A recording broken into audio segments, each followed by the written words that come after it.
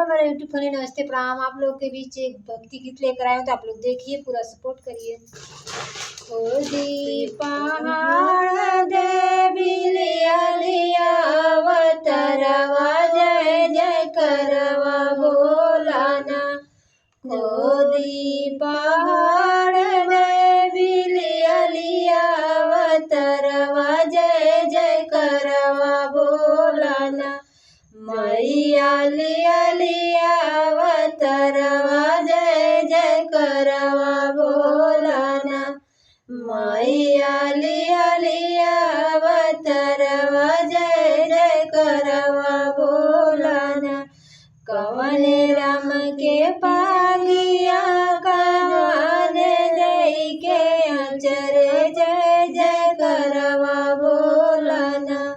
जय जय करवा बोलाना। मैया लिया लिया अवतरवा, जय जय करवा बोलाना।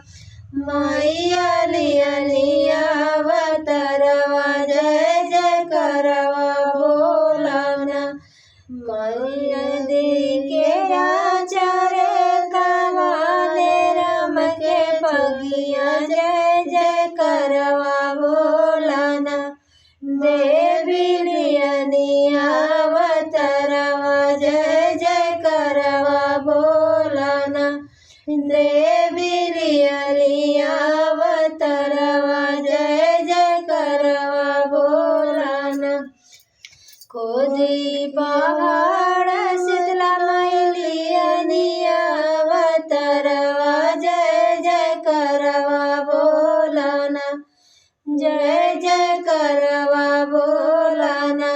मैया लिया लिया अवतरवा, जय जय करवा बोलाना।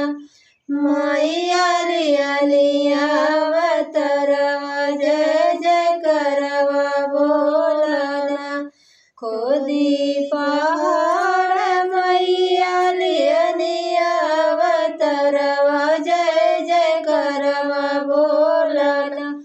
मैया लिया लिया अवतरवा, जय जय करवा बोलाना।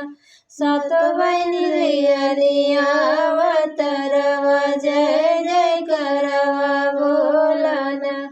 कवने राम के पागिया कवन दई के अचरे, जय जय करवा बोलाना।